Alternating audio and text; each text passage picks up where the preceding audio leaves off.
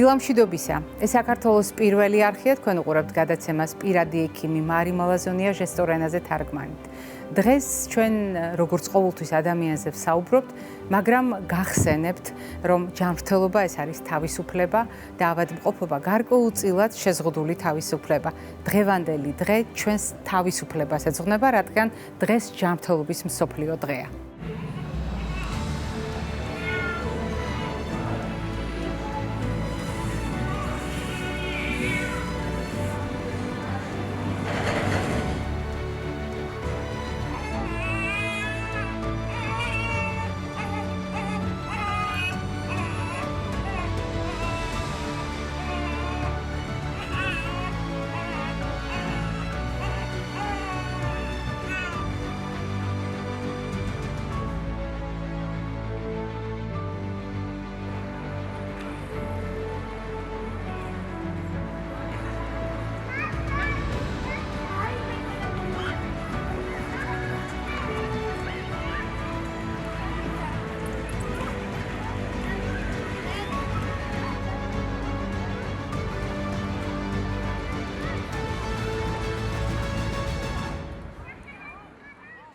როგორც არაერთხელ ვახსენე უკვე 7 აპრილი ჯანმრთელობის მსოფლიო დღეა, მაგრამ ჩვენთვის კიდევ ერთი მნიშვნელოვანი თარიღია 7 აპრილი, იმიტომ რომ ჩვენ ვაგრძელებთ ტრადიციას, რომელიც საერთაშორისო კვირეულს უკავშირდება და ეძღვნება ეს კვირეული ვენების ჯანმრთელობას. ჩვენი გადაცემის ერთგულ მაყურებელს ძალიან კარგად ახსოვს, რომ ყოველწლიურად ეს კვირეული სწორედ ჩვენი გადაცემის ეთერიდან იხსნება ხოლმე და ჩვენ ძალიან მნიშვნელოვანი მოვლენისთვის ვემზადებით. მიუხედავად იმისა, სამედიცინო საზოგადოებაა ეს თუ არა სამედიცინო საზოგადოება, საქართველოში 2027 წელს იქნება ყველაზე ცხელი წერტილი სამედიცინო საზოგადოებისათვის, სადაც ყველანი ვენების ჯანმრთელობაზე ისაუბრებენ. და დღევანდელი ჩვენი გადაცემის სტუმარი გახლავთ ჩვენი გადაცემის მეგობარი და ძალიან დიდი გულშემატკივარი თბილისის სახელმწიფო სამედიცინო უნივერსიტეტის სისხლძარღვთა და ქირურგიის დეპარტამენტის ხელმძღვანელი, ამავე უნივერსიტეტის პროფესორი, ანგიოლოგი ბატონი მამუკა ბოკუჩავა. დილამშვიდობისა, მამუკა. ყოველთვის ძალიან მიხარია თქვენი სტუმრობა და მე გადაცემის ისტორიაში არ მახსენდება წელი, როდესაც თქვენ არ იყავით ჩვენი სტუმარი, მაგრამ განსაკუთრებულია ეს ტრადიცია, რომელიც ბოლო წლებში ჩამოგვიყალიბდა და რომელიც უკავშირდება ვენების საერთაშორისო კვირეულს. და ეს არის ერთგვარი ციკლი მოვლენებისა, რომელიც უბრალოდ საუბარს და საზოგადოების ინფორმირებას არ გულისხმობს, ეს გულისხმობს კონკრეტულ მოქმედებას ქართველი ქირურგების, ქართველი ექიმების, რომელმაც მიგვიყვანა ლოგიკურ წერტილთან, როდესაც 2027 წელს მთელი მსოფლიოს წამყვანი სპეციალისტები საქართველოში მოიყრიან თავს. პირველ რიგში დიდი მადლობა ქავთუმარი, ყოველთვის დიდი პატივი და დიდი სიამოვნებით მოვდივახομαι და დიდი მადლობა პირველ რიგში იმ ტრადიციის გაგრძელებისთვის, რომელიც მე მგონი მეხუთე წელია, როცა ჩვენ მსოფლიოში 7 აპრილიდან 13 აპრილის ჩათვლით იმართება ვენების კვირეული და თქვენთან ყოველწლიურად ხსნით ამ კვირეულს. დიდი მადლობა ამისთვის. მადლობა თქვენ. ჩვენ რა თქმა უნდა თავისთავად ის რომ ეს პათოლოგია წარმომადგენელია ეს მთელი მსოფლიოსთვის ასევე მნიშვნელოვანი პათოლოგიას წარმოადგენს, მაგრამ ჩვენთვის განსაკუთრებულია, იმიტომ რომ დღევანდელი წლიდან ჩვენ გადავდივართ ჩვენი აი 2027 წლის მსოფლიო ფლებოლოგთა კონგრესის მზადების ბოლო ეტაპზე. წელს ოქტომბერში იმართება რიგითი ესეთი მსოფლიო მიტინგი ბუენოს-აირესში, არგენტინაში და ბუენოს-აირესში მსვლელობის დროს ბუენოს-აირესის მასპინძელმა, ვინც წარმოადგენს პროფესორი ოსკარ მოტინი უნდა გადმოგცეს ჩვენ ქართულ მხარეს უკვე დროშა მსოფლიო ფლებოლოგთა კონგრესის და ეს გახსნა იქნება უკვე ორწლიანი ციკლის, როცა ამ წლების განმავლობაში ჩვენ უნდა ყველაფერი გავაკეთოთ, მსოფლიოს ჩვენი დარგის წამყვანი სპეციალისტები უკვე ჩამოვიდნენ 2007 წელს საქართველოს დედაქალაქში. სექტემბერში გაიმართება 2027 წლის და ბუნებრივია ეს მზადება დაწყებული გვაქვს. ამ მზადების გარკვეული ეტაპებს წარმოადგენდა ის საერთაშორისო კონგრესი, რომელიც ჩაშემაიში გამართეთ თბილისში, რომელსაც დავარქვით Silk Vein Road, ანუ აბრეშუმის გზის ვენები, ეგრეთ წოდებული, რომელსაც გაერთიანა პრაქტიკულად, გავაერთიანეთ ჩვენ ესეთი ჰაბი შევქმნით და ეს ჰაბი გულისხმობს რომ მომავალში კიდევ უფრო გაფართოვდება, როდესაც აღმოსავლეთის და დასავლეთის ჩვენი დარგის სპეციალისტები თავს მოიყრიან საქართველოში, რომელიც ჩვენი რეგიონისთვის ძალიან მნიშვნელოვანი იქნება და სწორედ ეს პირველი შედარებით პატარა მასშტაბის კონფერენცია გამართეთ ჩარშან-მაისში. გარდა ამისა იმართება სხვადასხვა ვებინარები და ამ ვენების კვირეულის ფარგლებშიც გარკვეული აქტივობები გვაქვს ჩვენ შეაფიქრებული. შარშან ეს ყველა კონტინენტზე იმართება ეს კვირეული, მათ შორის რა თქმა უნდა ჩვენთანაც და სხვადასხვა აქტივობებია, როგორც გითხარით, შარშან დაახლოებით 140 სხვადასხვა აქტივობა გაიმართა მსოფლიოს მასშტაბით, მათ შორის კონფერენციები, მათ შორის მრგვალი მაგიტები და ჩვენც გვეგმავთ გარკვეულ აქტივობებს. და ეს რა თქმა უნდა აისახება საერთაშორისო ფლებულოგთა კავშირის ელექტრონულ ვერსიაზეც და შემდეგი უკვე ნაბიჯი ჩვენ გვაქვს ივნისის თვეში ჩვენ ბალკანეთის ვენურ ფორუმთან ერთად ქართველები მართავთ ერთობლივ საერთაშორისო კონფერენციას უკვე ვარნაში, ბულგარეთში, სადაც ეს ერთობლივი იქნება, ანუ ეს ბალკანეთის ყველა ქვეყანა და ქართული მხარე, გარდა ამისა ჩვენ მოვიწვიეთ კიდე აღმოსავლეთიდან ჩვენი კოლეგები, ერთობლივი კონფერენცია გაიქნება, შემდეგ უკვე არგენტინა და არგენტინის მერე უკვე ციკლი უნდა ჩატარდეს რამოდენიმე მცირე მასშტაბის კონგრესი უკვე საქართველოში, რომ ჩვენ ვანახოთ ჩვენი შესაძლებლობელი და გარდა ამისა ვანახოთ რომ შეგვიძლია ესეთი დიდი კონგრესის, რომლის დროსაც ალბათ ველოდებით დაახლოებით 2000 დელეგატს მთელი მსოფლიოდან. 84 ქვეყანაა ახლა მსოფლიო ფლებულოგთა კავშირის წევრი. ეს რა თქმა უნდა კონფერენცია, რომელიც მიეძღვნება ლიმფოლოგიის და ფლებოლოგიის ყველა საჭიროებო საკითხს და 2 წლის განმავლობაში მსოფლიოს მასშტაბით რაც კეთდება სიახლე, ყველაფერი აქ იქნება წარმოდგენილი.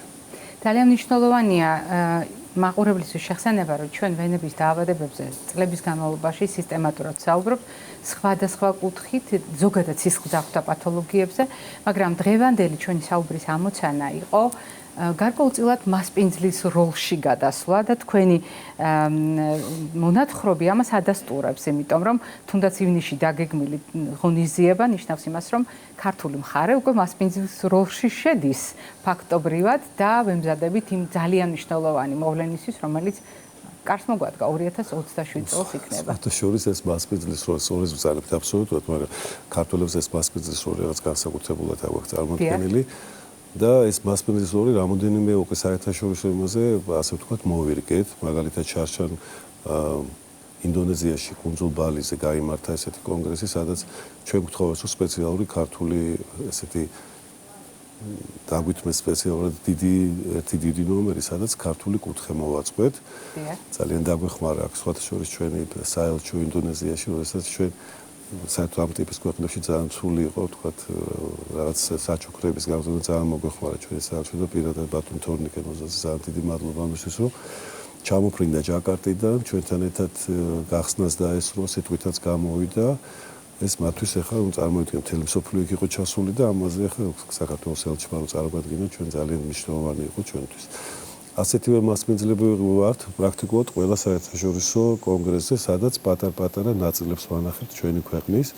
რა თქმა უნდა, ყველა კონგრესზე გვაქვს ქართული კუთხე, ყველა კონგრესზე გვაქვს ჩვენი დაფაწარდგელი, სადაც ვაჩვენებთ ვიდეო სიუჟეტებით და ასევე ჩვენი გეგმებით, როგორ გვაქვს დაგეგმილი 2027 წელს საქართველოში. და აქ ძალიან მნიშვნელოვანია ის, რომ პრაქტიკულად ყველა კონგრესზე ჩვენ მევუნდებით, რომ ჩვენ ვაპირებთ ცოტა სხვანაირად ტურისტული კუთხითაც გავაცვლოთ საქართველოს, იმიტომ რომ თვითონაც ძალიან დიდი ინტერესი გამოთქვამენ, იმიტომ რომ პრაქტიკულად აქეთ ჩვენ სამხრეთ მეზობელს კარგად იცნობენ, თურქეთში რამდენჯერმე ჩატარებულა და აინტერესებთ საქართველოს რომ ნახავენ ტურისტული თვალსაზრისით და ჩვენ გულისხმობთ აქ სოციალურ პროგრამასაც გარდა სამეცნიეროს, რომ ნახონ ყველა კუთხე.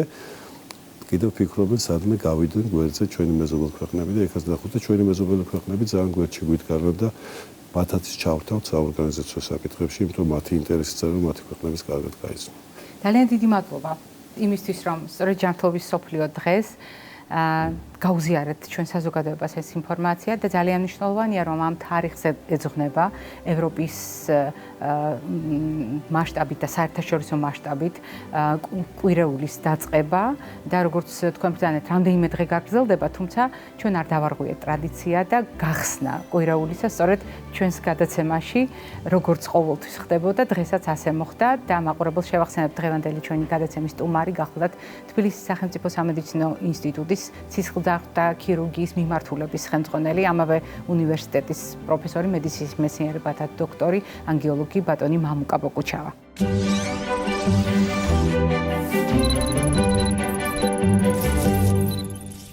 ჯანმრთელობის მსოფლიო დღე ყოველ წელს სხვადასხვა თემით აღინიშნება და ყოველწლიურად თემა არის განპირობებული იმ აქტუალობით, რომელიც სხვადასხვა ფაქტზე დაყრდნობით კონკრეტულმა კვლევებმა გამოავლინა. მაგალითად, აღმოჩნდა, რომ სიცოცხლის დასაწყისში თითოეული ადამიანი აბარებს გამოცდას. დიახ, დაბადების პროცესი არის გამოცდა ახალშობილისთვის. ისევე როგორც დედისთვის, მომავალი დედისთვის მშობიარობა არის გამოცდა. ამიტომ უზარმაზარი ყურადღება წელს ჯანმრთელობის მსოფლიო დღესთან დაკავშირებით დაუთმეს საკითხს, რომელიც უკავშირდება სიცოცხლის დასაწყისს და პირდაპირი გაგრძელება ამ თემის გახლავთ ის, რომ დიახ, სიცოცხლის დასაწყისი განსაზღვრავს მომავალს და რომ კარგი დასაწყისი შეიძლება იყოს იმედიანი მომავლის საწინდარი. ყველაზე კარგად ეს თემა იციან ადამიანებმა, ექიმებმა, რომლებიც სწორედ ამ პროცესებთან უშუალოდ არიან დაკავშირებული თავიანთი ყოველდღიური საქმიანობით და ალბათ არავის გაგიკვირდებათ, რომ დღევანდელი ჩვენი გადაცემის სტუმარი გახლავთ მეან გინეკოლოგი, გინეკოლოგ-რეპროდუქტოლოგი, რადიოლოგი ქალბატონი მანანა ქოჩიაშვილი. დილამშვიდობისა ქალბატონო მანანა. მე მართალია წარგადგინეთ, როგორც ექიმის სტატუსს შეეფერება ყველა იმ კომპონენტით, რომელიც თქვენს ყოველდღიურ საქმიანობას უკავშირდება, მაგრამ მე არ მithქვამს, როგორი მეგობარი ხართ თქვენ ჩვენი გადაცემის და როგორი სამაგალითო ადამიანი ბრძანდებით. ჩვენთვის ამ თემას მე მოგვიანებით დავუბრუნდები, თუმცა დავიწყოთ იმით, რითაც იწყებს მთელი მსოფლიო დღეს საუბარს, სწორედ ჯანმრთელობის მსოფლიო დღესთან დაკავშირებით, რომ სიცოცხლის დასაწყისი არის განსაზღვრელი პრაქტიკულად მომავლისა და ასეთ შემთხვევაში განსაკუთრებული ყურადღება ეთმობა დედის ჯანმრთელობას, მომავალი დედის, სწორი იქნება ვთქვათ, სწორედ ორსულობის ფაზაში მყოფი ქალის ჯანმრთელობას და ახალშობილთა ჯანმრთელობას და იმ ურთიერთობებს, რომელიც ყალიბდება ამ პერიოდში. თქვენ ყოველდღიურად უამრავ ქალბატონს ხვდებით. ქალბატონებს, რომელთაც ასეთი ბედნიერი ფაზა უკვე აქვთ, ქალბატონებს, რომლებიც ოცნებობენ ჰქონდეთ ასეთი ფაზა და ქალბატონები, რომლებიც რუტინულად ზედამხედველობისთვის და სხვადასხვა შემოწმებისთვის მოდიან თქვენთან. აი ასეთ შემთხვევაში განსაკუთრებით მნიშვნელოვანია თქვენი როგორც გინეკოლოგ-რეპროდუქტოლოგის დამოკიდებულება იმ თემის მიმართ, რომელიც წელს არის არჩევანი ჯანმრთელობის დღესთან დაკავშირებით. მოგესალმებით კიდევ ერთხელ და მინდა აღვნიშნო, რომ ეს დღე არის სოფლიო ჯანდაცვა აღნიშნავს აი ამ დღეს ზუსტად იმიტომ, რომ უკვე უამრავი გამოცდილება დაგროვდა იმაში, რომ ლამაზი დასაწყისი, როგორც თქვენ აღნიშნეთ, არის საუკეთესო მომავლის განსაზღვრელი. მინდა აღვნიშნო, რომ მედიცინას მიეძღვნა უამრავი დარგი. უამრავი სპეციალობა, ასზე მეტი სპეციალობა და ზუსტად იმიტომ, რომ ადამიანებმა ჯანსაღად იცხოვრონ, ჯანსაღად დაგეგმონ აი ეს ორსულობის პერიოდში გაიარონ ის ყველა აუცილებელი სკრინინგ ტესტი იქნება თუ მკურნალობის აუცილებელი ტესტი, აი თუნდაც ის რომ ფოლიუმის მჟავა გახდა აუცილებლად მისაღები ზუსტად იმ პერიოდში, როდესაც ნერვული მილი ყალიბდება და ჯანმრთელი მომავლის საწინდერია შემდგომში, რომ ჯანმრთელი ბავშვი დაიბადოს. იცით, მე ჩემი გამოცდილება არის 30 წლიანი. 30 წლის მანძილზე მინდა ის სიხარულით აღვნიშნო, რომ ბოლო პერიოდში, აი ბოლო 5 წლის მანძილზე პაციენტები მოგმართავენ, მათ არაფერი არ აწუხებთ და ისინი მოგმართავენ რომ ჩაიტარონ აი სკრინინგული კვლევები. უამრავი სკრინინგ ცენტრი არსებობს, რაც ძალიან მნიშვნელოვანია იმისთვის, რომ ჯანმრთელმა დედამ გააჩინოს ჯანმრთელი შვილი. თუმცა არსებობს უამრავი ისედაც, სანამ კაცობრიობა იარსებებს უამრავი აი ეს მუტაციური ცვლილებები, აი ეს გენეტიკური დაავადებები და ასე შემდეგ, რომელსაც ჩვენ გვერდს ვერ აუვლით და სანამ კაცობრიობა იარსებებს ასეთი გადახრები და დაავადებები იარსებებს, მაგრამ ის რომ დედები თავიდან გეგმავენ ჯანმრთელ მომავალს, ეს არის ძალიან მნიშვნელოვანი. ისინი მოდიან აბარებენ უამრავ ანალიზებს, სადაც საერთოდ ზოგჯერ არც იციან რაღაც დარღვევა, როდესაც აქვთ. ანუ ჰორმონალური სტატუსი, ინფექციური სკრინინგი, მონიტორინგი, რომელიც მნიშვნელოვანია, კვებითი, რომელიც თქვენთვის საკმაოდ მნიშვნელოვანი თემაა და თქვენი ასე ვთქვათ, პროფესიას უკავშირდება, რაც არის ძალიან მნიშვნელოვანი, რომ იყოს სწორი კვება, სწორი ძილი, ძილის ის აუცილებელი პირობა, რომელიც არის მოცემული და უკვე გამოცდილი და ფსიქოემოციური მდგომარეობა. ყველა ეს არის ძალიან მნიშვნელოვანი იმისთვის, რომ ადამიანი მოემზადოს ლამაზი მომავლის შექმნისთვის. და კიდევ მინდა აღვნიშნო, რომ დედები, რომლებიც გადიან ამ რთულ გზას, ორსულობას, ჩართულები არიან უკვე მამებიც. წინა პერიოდში თითქოს მხოლოდ დედას ეკისრებოდა ეს და დედები მოდიოდნენ, ახლა თითქმის ყველა ორსულს თან ახლავს მისი მეუღლე და ხშირად მეუღლე იწერს აი ამ დანიშნულებას, რომ არ გამოეპაროს რაიმე მის მეუღლეს. ზუსტად იმიტომ, რომ მათ მიიღონ ჯანმრთელი ბავშვი. ეს ძალიან სასიამოვნო და სასიხარულოც არის, იმიტომ რომ ასეთ შემთხვევაში ძალიან თვალსაჩინოა პასუხისმგებლობა, თანაბრად გაზიარებული პასუხისმგებლობა, წყვილის პასუხისმგებლობა და არა პასუხისმგებლობა მხოლოდ დედისა, რომელიც არ არის საკმარისი იმისათვის, რომ ჰარმონიული მომავალი კონდეს ჩვენ შვილებს. ქალბატონო მანანა, ჩვენი გადაცემის ფორმატი ადაპტირებულია რეალობასთან და ამიტომ რა კი ხანგრძლივი საუბარი არ გვექნება, მე აუცილებლად უნდა განმარტო, რატომ ვახსენე საუბრის დასაწყისში განსაკუთრებული დამოკიდებულებით ფრაზა, როგორი საამაყოა თქვენთან ურთიერთობა.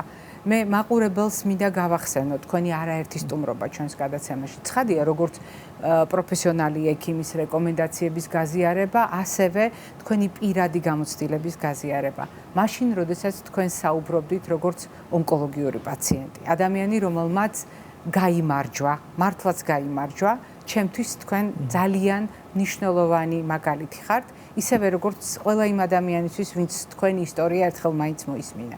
თქვენ ხართ დღეს კიდევ ერთი დასტური იმისა, რა შეუძლია ადამიანს და მე უნდა გავამხილო, რომ ქალბატონი მანანა არა უბრალოდ ჩვენთან სტუდიაშია ეტლით მობრძანებული, არამედ ყოველდღიურად ასე მუშაობს და ერთი წუთით არ გაჩერებულა და ძალიან მნიშვნელოვანია, რა კი დედებს ეხებათ ეს დღე, ჯანმრთელობის მსოფლიო დღე და დღევანდელი თარიღი მომავალ დედებს, მათ ჯანმრთელობას, როგორც განსაზღვრელს მათი შვილების ჯანმრთელობისა, მე აუცილებლად უნდა გავახსენო მაყურებელს თქვენი სტუმრობა, როგორც დედის სტუმრობა ჩვენს გადაცემებში და ასეთ შემთხვევაში 4 შვილის დედა და 5 შვილიშვილის ბებია. დიდი ამბავია თქვენს ოჯახში, ქალბატონო მანანა და ამ შემთხვევაში როგორც ქალის გამოცდილება, როგორც დედის და ბებიის გამოცდილება, როგორც პროფესიონალის გამოცდილება, თქვენ ამაზე ნაწილობრივ ბრძანეთ, აგრეთვე იმ ადამიანის გამოცდილება, რომელმაც შვილები საკუთარი ჯანმრთელობის მდგომარეობის და დიაგნოზების მიუხედავად შეძლო და განსაზღვრა თავიანთი შვილების, ამ შემთხვევაში თქვენი შვილების ჯანმრთელი მომავალი და რაც არანაკლებ მნიშვნელოვანია, თქვენ ამ შემთხვევაში უკვე დიაგნოზის ფონზე გააჩინეთ შვილი. ეს იყო ძალიან სერიოზული გამოწვევა და მე ვფიქრობ უზარმაზარი გამარჯვება და რაც თავარია ძალიან მნიშვნელოვანი მაგალითი ყველასათვის, ვისაც ეს გზა შეიძლება გასავლელი ქონდეთ. ქალბატონო მანანა, ამ შემთხვევაში როგორც დედა, როგორც ქალი, დღევანდელ თარიღთან დაკავშირებით მთავარ სათქმელად რას მიიჩნევთ?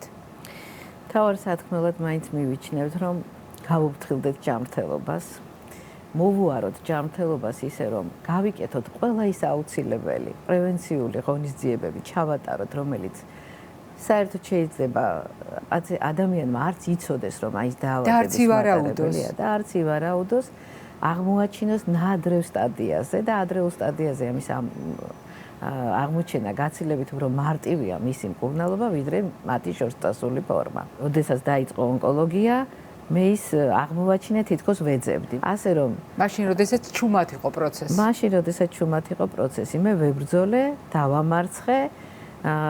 რა თქმა უნდა, იყო რაღაც თანხლები და ავადებები, რომელიც შემდგომში გამირთულდა და ონკოლოგია დავამარცხე და იმ დაავადებებმა იჩინა თავი.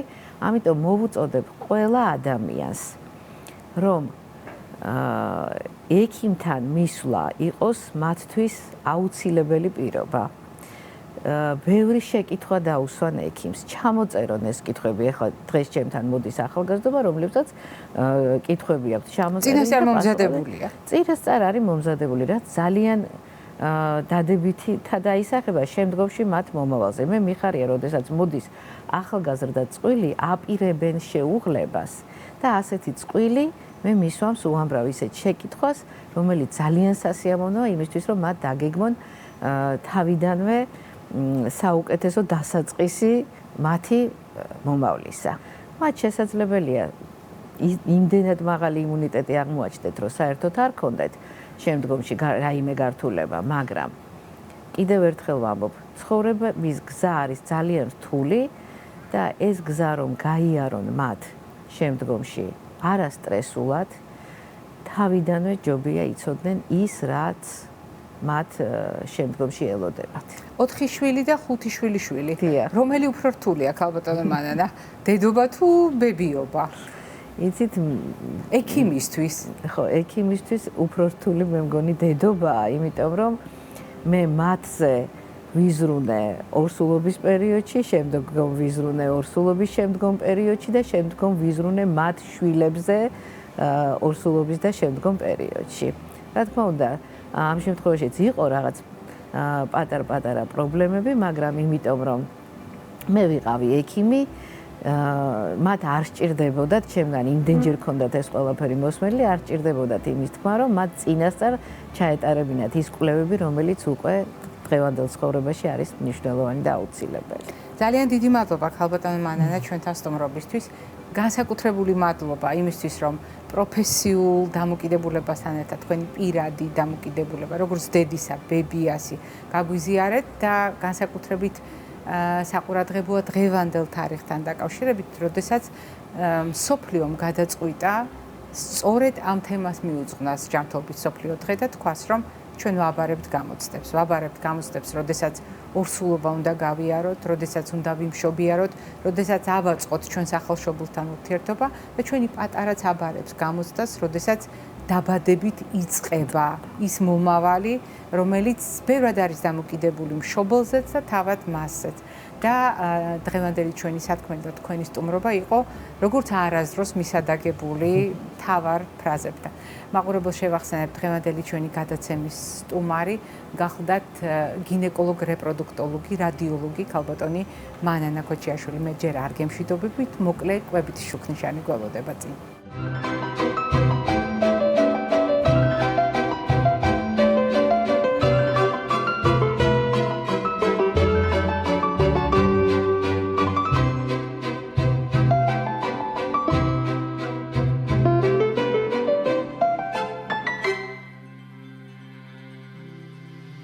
ჩვენი ტრადიციული კვებითი შუქნიშანი სამფერია.